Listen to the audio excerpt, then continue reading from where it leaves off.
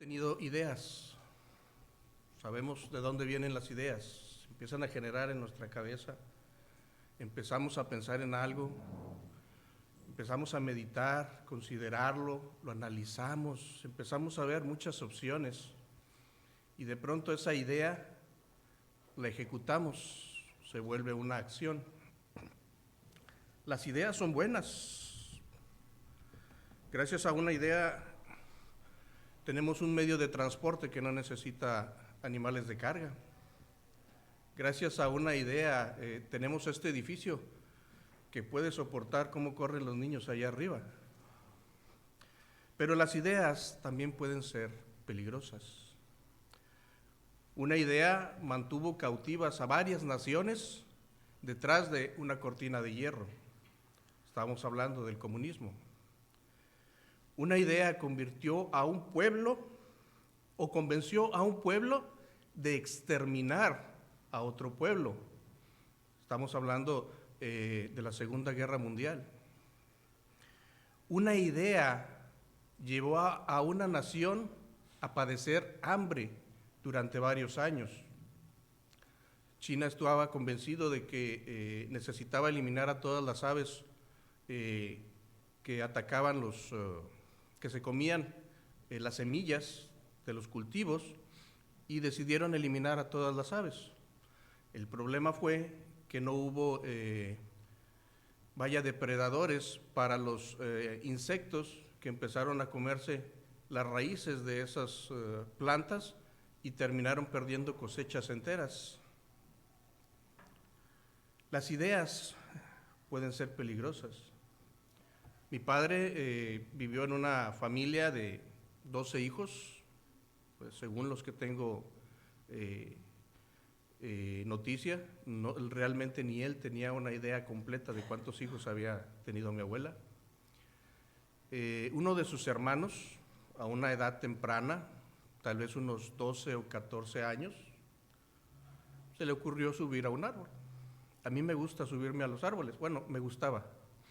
Cuando tenía unos 6 años, me subía a una anacua que estaba enfrente de mi casa y sentarme en una de las ramas, que estaba como a unos 2 metros más o menos de altura, y comerme las anacuas. Pero este hermano de mi papá, que fue mi tío, pero pues nunca lo conocí, porque era mayor que mi papá, y él tenía 12 años aproximadamente, mi papá a lo mejor tendría unos 6 o 5 años. Se le ocurrió también subirse a un árbol. Estaba trepando en el árbol, cayó y se golpeó la cabeza. Pues se levantó, le molestaba la cabeza, fue con mi abuela y pues simplemente le decía, me duele la cabeza, me duele la cabeza.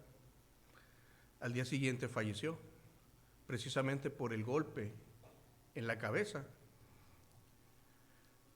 El tema del día de hoy está centrado en Efesios, capítulo 6, versículo 17, la primera parte, que dice, y tomad el yelmo de la salvación. El yelmo era un casco que protegía la cabeza. Y vamos a ver que este casco no solo nos protege de golpes, sino que nos protege de nuestras propias ideas. Vamos a tener una oración. Señor, Dios Padre bendito, te damos gracias en esta mañana, Señor, que nos permite, Señor, dirigirnos a tu palabra, Señor, y aprender y entender de ella, Señor. Te pido que me ayudes, Señor, a explicar, Señor, aquello que me has mostrado, Señor, al estudiar tu palabra, Señor, y que podamos entender, Señor, que debemos de cuidar, Señor, nuestra mente, nuestros pensamientos, Señor, que debemos de compartir nuestra mente con tu mente, Señor, la mente de Cristo, para siempre estar en tu camino, Señor, y derribar aquellas fortalezas, Señor, que Satanás pueda tener dentro de nuestra cabeza, Señor, para convencernos y mantenernos alejados de ti, Señor. Te pedimos todo esto, Padre, en el nombre de tu Hijo, Cristo Jesús. Amén. Muy bien, como les dije, el tema va a estar centrado en Efesios capítulo 6, versículo 17, la primera parte. Y tomad el yelmo de la salvación. Al final vamos a ver por qué escogí el Salmo 51, pero vamos a darnos tiempo a entender esta frase. Algo que me gustó mucho cuando estuve estudiando esta porción fue la palabra tomad. Es algo interesante que la palabra original en griego es dejomai. Dejomai es una forma en la cual también se puede traducir como tomar, pero lo interesante es el hecho de que se diferencia de la palabra que se utilizó en el versículo 16 y en el versículo 13, que también dice tomad. En esas porciones se utilizó la palabra analambana, que también se traduce como tomar. La diferencia entre estas dos palabras es que analambana se refiere a tomar algo que está en el suelo, recogerlo, agarrarlo, tomarlo, sí, pero lo estamos tomando prácticamente del suelo, de alguna otra parte, vaya, no necesariamente del suelo, pero nosotros estamos haciendo la acción de tomarlo. La palabra dejomai, inspirada por Dios para Pablo y que nosotros la entendiéramos, también se traduce como aceptar y recibir. Algo que debemos de entender es que Dios siempre es el primero en actuar. Nadie puede estar en este ejército con el cual vamos a estar combatiendo a las huestes espirituales de maldad si no es salvo. Si no eres salvo, ¿cómo vas a tomar la armadura de Dios? Es muy simple. De tal forma de que nosotros estamos aceptando este yelmo al momento en que nosotros recibimos a nuestro Señor Jesucristo como nuestro Salvador. De esta forma Dios demuestra que Él siempre es el primero en actuar y quiere proporcionarnos la protección que nosotros necesitamos. Si nosotros nos vamos a Romanos 6:23, todos lo conocemos, porque la paga del pecado es muerte, mas la dádiva de Dios es vida eterna en Cristo Jesús, Señor nuestro. Él es quien ha actuado. Efesios 2, del 8 al 9, también lo conocemos, porque por gracia sois salvos por medio de la fe, y esto no de vosotros, pues es un don de Dios, no por obras para que nadie se gloríe. No tuvimos que hacer nada, no tenemos que hacer nada. Dios nos lo ha proporcionado, de tal forma que entendemos que Dios es el primero en actuar. Siempre ha sido el primero. Si nosotros nos vamos a 2 de Timoteo, capítulo 1, ese sí no me lo aprendí de memoria. Capítulo 1, versículos 9 y 10, dice, en el cual sufro penalidades hasta prisiones. Me fue el 2, es el 1, disculpen. 9 y 10. Quien nos salvó y llamó con llamamiento santo, no conforme a nuestras obras, sino según el propósito suyo y la gracia que nos fue dada en Cristo Jesús antes de los tiempos de los siglos, pero que ahora ha sido manifestada por la aparición de nuestro Salvador Jesucristo, el cual quitó la muerte y sacó a luz la vida y la inmortalidad por el Evangelio. El Señor siempre actúa primero. Nos vamos a Efesios Efesios capítulo 1. Y si es un capítulo largo, es del 13 hasta el 14, pero entendemos desde hacia el principio que dice, bendito sea el Padre de nuestro Señor Jesucristo, que nos bendijo con toda bendición espiritual en los lugares celestiales en Cristo, según nos escogió Él antes de la fundación del mundo. Y podemos analizar toda esta parte de las bendiciones que el Señor nos ha dado pero nos las ha dado desde antes. El Señor actúa primero y necesitamos entender que aquí al decir tomad, Él está diciendo recibid el yelmo de la salvación que yo tengo preparado para ti. Y está preparado para todos aquellos que no tienen a Cristo Jesús en su corazón cada día, esperando que lo reciban. Esto me hace recordar una predicación de hace poco del pastor, en la cual él mencionaba un reloj. Un maestro les decía a los alumnos, este reloj es tuyo. Y se los ponía para que lo tomaran. Nadie se paró.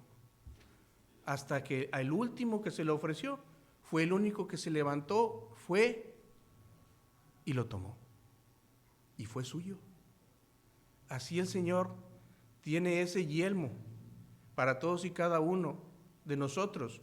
Nosotros ya lo hemos tomado porque le hemos aceptado como nuestro Salvador. Pero todos aquellos que no lo tienen, el Señor aún tiene un yelmo preparado para cada uno de ellos.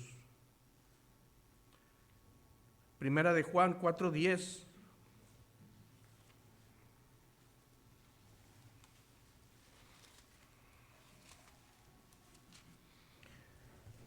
En esto consiste el amor, no en que nosotros hayamos amado a Dios, sino que Él nos amó primero y envió a su Hijo en propiciación por nuestros pecados. Y ahí nos podemos dirigir a Juan 3:16, porque de tal manera amó Dios al mundo que ha dado a su Hijo unigénito, para que todo aquel que en Él cree no se pierda, mas tenga vida eterna. ¿Por qué quería empezar con esta parte de tomar? Porque quería que entendiéramos básicamente que el Señor está siempre dispuesto a darnos. Él está esperando que nosotros tomemos. Gracias a Dios por todos aquellos que hemos tomado el yelmo de la salvación, que hemos recibido a Cristo Jesús en nuestro corazón, porque Él está dispuesto a dar y nosotros le hemos recibido. Pero todo aquel que aún no le recibe, aún tiene esperanzas de vida eterna. Ahora bien, estamos hablando de una armadura. Estamos hablando que necesitamos protección contra las huestes espirituales de maldad en las regiones celestes, porque nuestra lucha no es contra carne ni sangre, no es alguien que podamos ver físicamente y que podamos alejar físicamente. Son huestes espirituales que no vemos, que no sentimos, que no percibimos, pero que están en cada momento atacándonos. Están buscando la forma de poder hacernos caer y tropezar, que no podamos mantenernos firmes en esta vida cristiana. Estamos protegidos en Cristo cuando nos vestimos de Él, porque nos estamos vistiendo de Cristo, porque Él es el camino, la verdad y la vida. Por tanto, nosotros nos ceñimos el cinturón de la verdad, en la cual Él nos provee de integridad. Él es nuestra justicia, protegiendo nuestro corazón de los ataques del adversario. Él es nuestra paz. Él es la paz de nuestra vida, que nos da pie firme en la guerra. Él es nuestro escudo de fe, la esperanza del creyente, porque Él es el autor y consumador de la fe. Por eso mismo nosotros necesitamos el yelmo, que nos recuerda que Cristo quiere equiparnos consigo mismo, con sus propósitos, sus planes, sus pensamientos, sus conceptos, sus verdades y sus revelaciones. ¿De qué estoy hablando? El Señor quiere que nosotros estemos llenos de su mente, tomemos sus pensamientos. Segunda de Corintios capítulo 2, versículos del 10 al 16.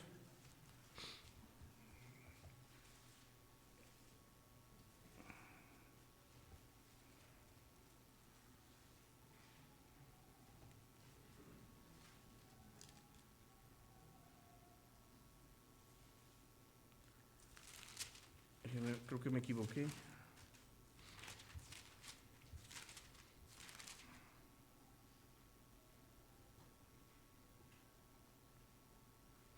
Es Primera de Corintios. Me están fallando los lentes, sí dice Primera de Corintios aquí. Primera de Corintios 2, del 10 al 16. Pero Dios nos las reveló a nosotros por el Espíritu. Está hablando de las revelaciones de entender la palabra del Señor. Porque el Espíritu todo lo escudriña, aún lo profundo de Dios. Y entendamos que está hablando de Espíritu con mayúscula, refiriéndose al Espíritu Santo. Porque ¿quién de los hombres sabe las cosas del hombre sino el Espíritu del hombre que está en él? Simplemente nuestro Espíritu nos conoce porque vive constantemente con nosotros. Ahora bien, dice, así tampoco nadie conoció las cosas de Dios sino el Espíritu de Dios. El Espíritu de Dios conoce a Dios. Versículo 12.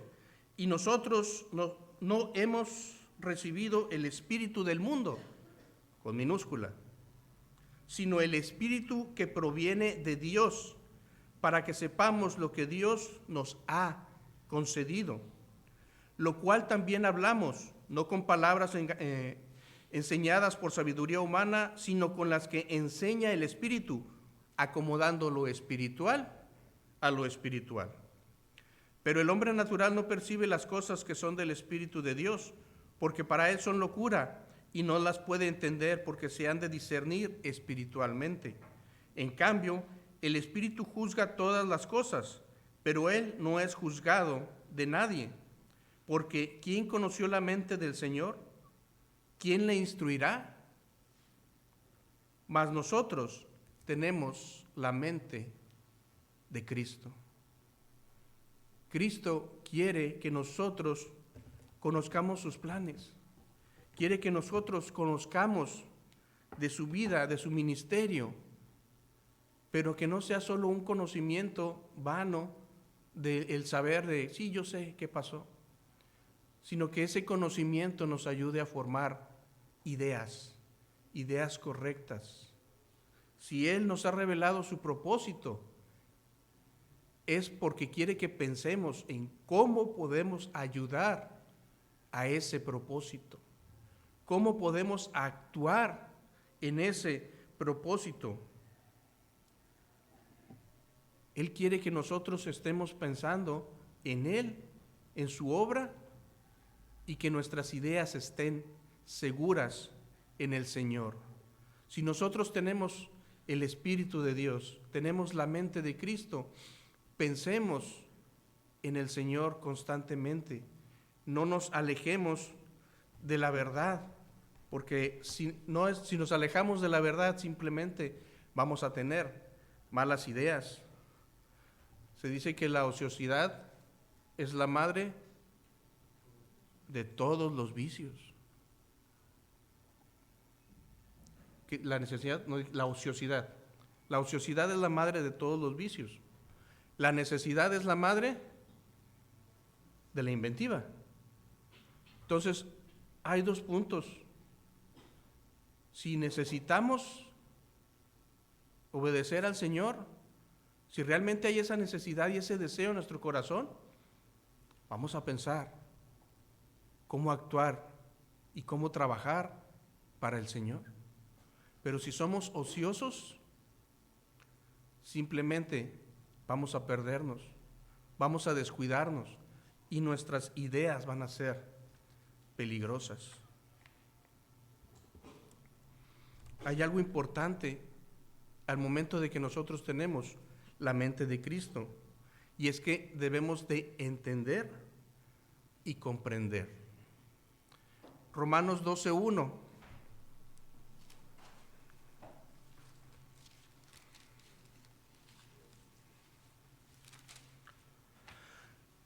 Así que, hermanos, os ruego, por las misericordias de Dios, que presentéis vuestros cuerpos en sacrificio vivo, santo, agradable a Dios, que es vuestro culto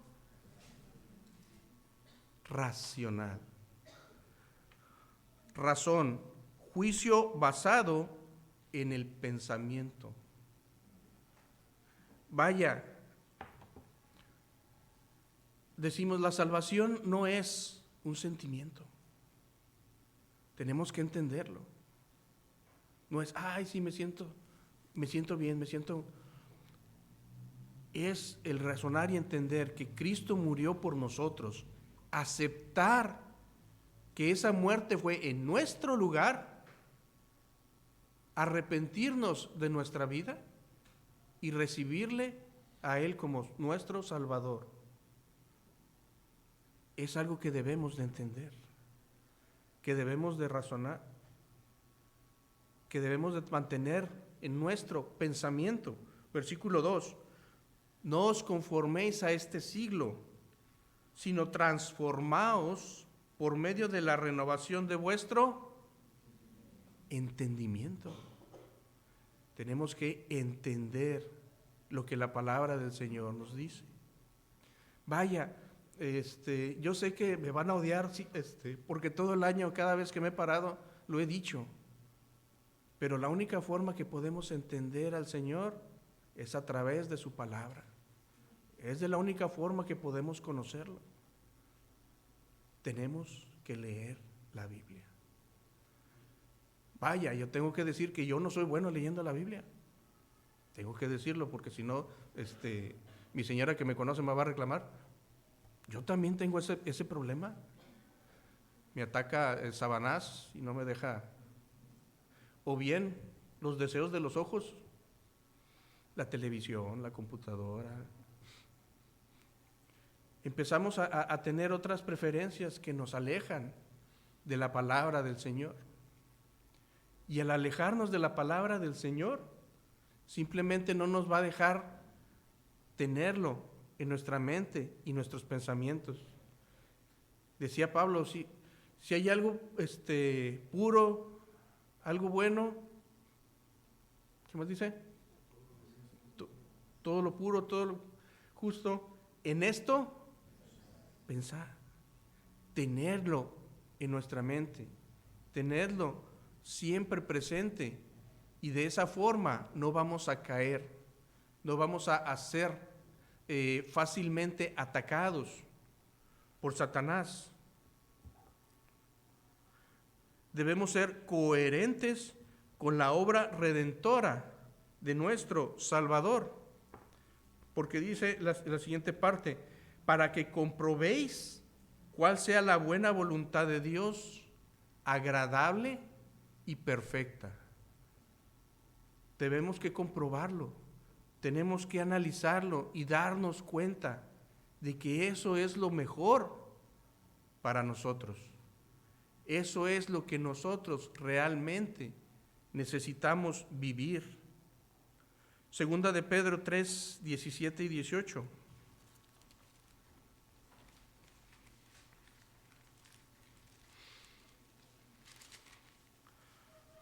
Nos dice, así que vosotros, oh amados, sabiendo de antemano, guardaos, no sea que arrastrados por el error de los inicuos, caigáis de vuestra firmeza.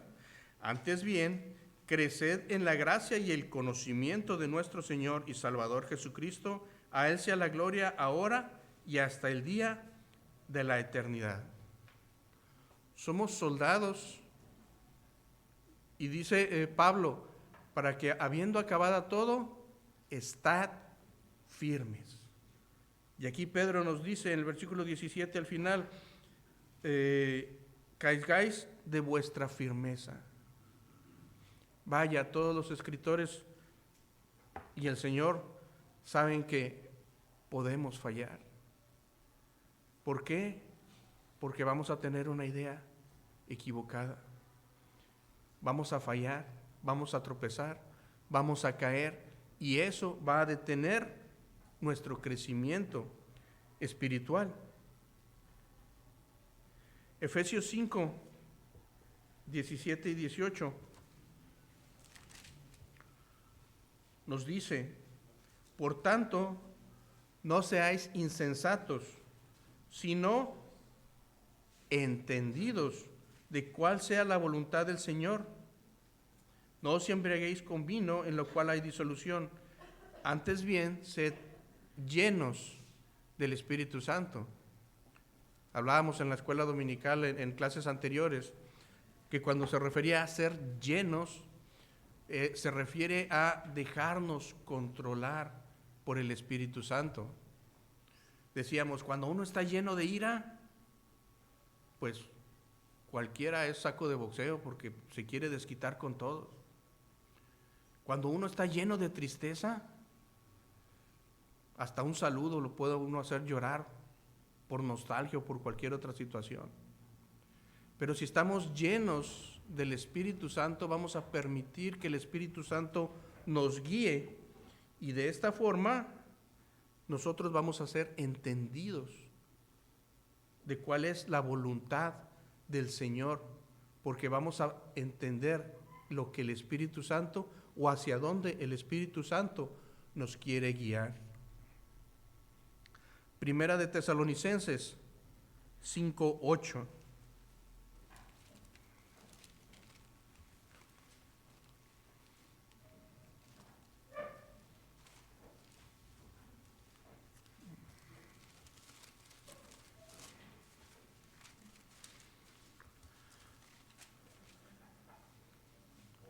Primera de Tesalonicenses 5:8. Pero nosotros, que somos del día, seamos sobrios, habiéndonos vestido con la coraza de fe y de amor, y con la esperanza de salvación como yelmo.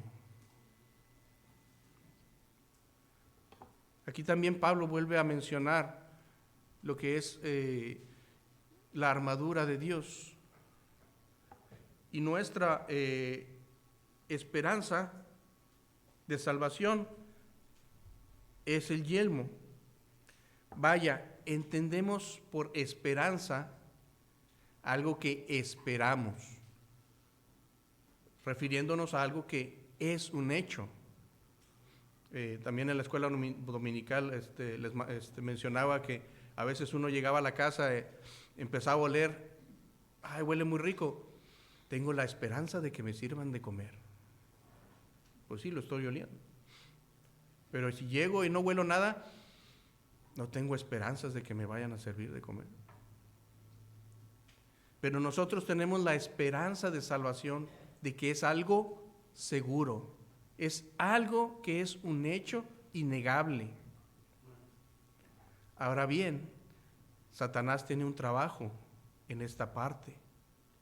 Decimos que las ideas pueden ser peligrosas, y quien siembra esas ideas es Satanás. El trabajo de Satanás es primeramente influencia. Nosotros podemos ser influenciados por Satanás. Esto es a través de lo que vemos o escuchamos. Satanás puede empezar a convencernos de que alguna cosa es buena, que no es mala, no hay problema, y empezamos a considerar que pues no me va a afectar. Soy lo suficientemente maduro en la vida cristiana para no caer. Soy experto en ello. Durante varios años trabajé como supervisor de seguridad en una empresa pues que es bastante delicada en muchos aspectos, y en la cual me di cuenta de que muchas veces, por considerarse expertos, por considerarse fuertes o hábiles, muchas personas fallecieron porque tuvieron una idea de no va a pasar nada. En la vida cristiana es lo mismo. Podemos considerarnos que somos lo suficientemente fuertes, expertos, que nuestro conocimiento es el necesario para poder vencer cualquier situación. Y Satanás empieza a meternos esa idea, que puede ser peligrosa y nos puede hacer caer. Algo más que logra Satanás después de habernos influenciado es oprimirnos. Y esto es cuando un pensamiento se anida en la mente, cuando ya para nosotros es una idea que no tiene ningún problema. Vaya, para mí la música es algo en lo cual debemos de tener mucho cuidado, porque la música puede arrastrarnos hacia el mundo. Algunos a veces dicen, no, es que podemos poner este ritmo o este tipo de música para ganarnos a los que les gusta ese tipo de música. Yo digo, no es que estemos ganando a aquellos, sino que Satanás está entrando aquí en la casa del Señor y nos va a empezar a arrastrar hacia afuera, convenciéndonos de que no es malo o podemos hacer lo bueno. Vaya, cuando ya Satanás consigue convencernos, nos empieza a oprimir y ese pensamiento se anida en nosotros. Y cuando un pensamiento se anida en nosotros, el siguiente trabajo que tiene Satanás es el de posesionarse, tomar control en nuestra mente de esas ideas con las cuales nos puede llevar a caer y no mantenernos firmes ante el Señor. Algo que debemos de entender al hablar de la guerra espiritual es que nosotros ya tenemos la victoria. Nosotros somos más que vencedores por medio de aquel que nos amó. De tal forma de que nosotros estamos firmes en un terreno que Cristo ha ganado. El problema es de que ese terreno es nuestra mente. Y a veces hay lugares en nuestra mente que nosotros hemos fortificado. Vayamos a 2 de Corintios, capítulo 10.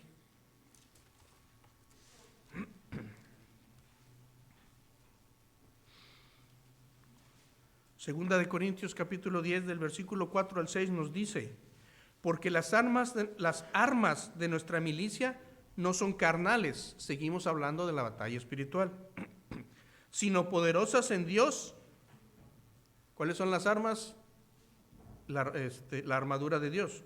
Poderosas en Dios para la destrucción de fortalezas, derribando argumentos y toda altivez que se levanta contra el conocimiento de Dios y llevando cautivo todo pensamiento a la obediencia a Cristo, y estando prontos para castigar toda desobediencia cuando vuestra obediencia sea perfecta. Ahora bien, este versículo habla de fortalezas. Estamos hablando de que ya tenemos ya somos victoriosos, tenemos un terreno ganado y lo único que tenemos que hacer es mantenernos firmes. Una fortaleza es hacer firme o afirmar, es donde se atrinchera el enemigo. Si ustedes conocen acerca de la Segunda Guerra Mundial, hubo una batalla, una guerra que se llevó a cabo en el Pacífico. Le llamaban la Guerra del Pacífico, valga la redundancia. En esa guerra, la participación fue peleando Estados Unidos contra Japón. Y hubo una de las batallas más difíciles en la isla de Iwo Jima. Esta isla no era muy grande, tenía una enorme montaña en esa isla. En esa batalla, los norteamericanos perdieron más soldados que los japoneses. Algo interesante para la defensa de esta isla fue que los lugareños y los soldados empezaron a cavar túneles por debajo de aquella montaña, de tal forma de que se podían mover sin ser vistos y podían atacar a través de orificios pequeños a los soldados. Los soldados podrían pensar que ya habían conquistado la isla, pero realmente aún estaban invadidos, aún había enemigos. Y el tener enemigos dentro del territorio es muy peligroso. Nosotros conocemos la historia de Israel. Si recordamos cuando Josué y las 12 tribus de Israel cruzaron el Jordán, Dios les ordenó que se deshicieran de todas las tribus que había en la tierra prometida. Pero si nosotros seguimos leyendo, nos damos cuenta de que al final aún quedaron algunas tribus, aún quedaron algunos pueblos. Se empezó a pactar con ellos de tal forma de que quédate ahí, no hay ningún problema. ¿Qué pasó después? Estos pueblos influenciaron al pueblo de Israel y lo hizo tropezar y caer una y otra vez. De tal forma de que Satanás puede aún tener fortalezas en nuestra mente.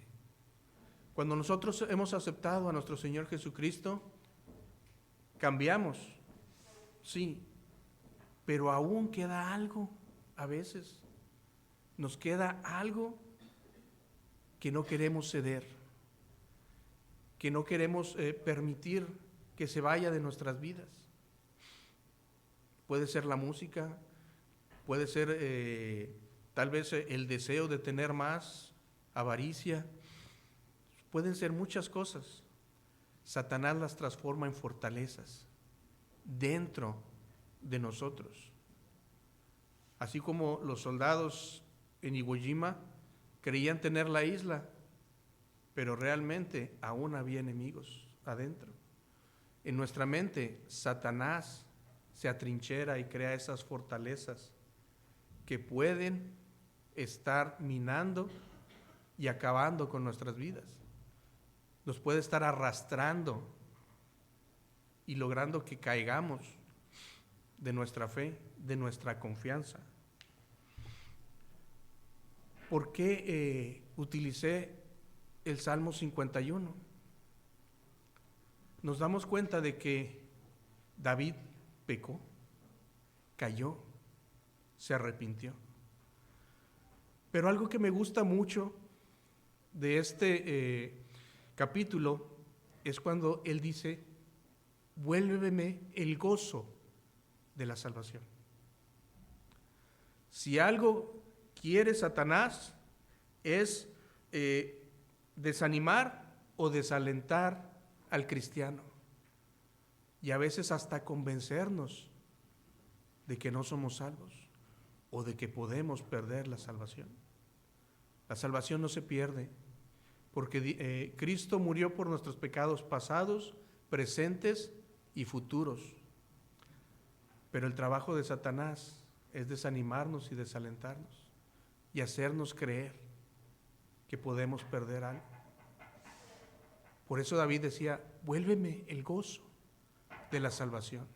No perdemos la salvación, pero ese gozo, esa satisfacción, ese entusiasmo, ese deseo de servir al Señor puede ser menguado, aplastado y pisoteado por Satanás, porque nos mete una idea que nos hace caer.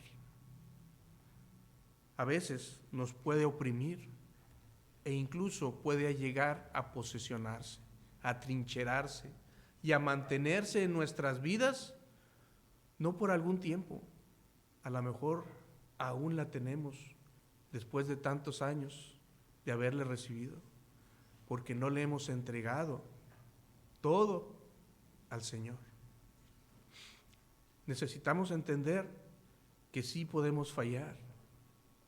Abogado tenemos para con el Padre, a Jesucristo el justo, y que Él ha hecho la labor de salvarnos y de pagar por nuestros pecados Cristo nos ha liberado de la paga del pecado. En Romanos 8:1 nos dice, ninguna condenación hay. Por lo tanto, nos ha librado de los pecados, del poder del pecado. Nos ha librado de la paga del pecado, Romanos 8:1. Nos ha librado del poder del pecado, Romanos 5:10.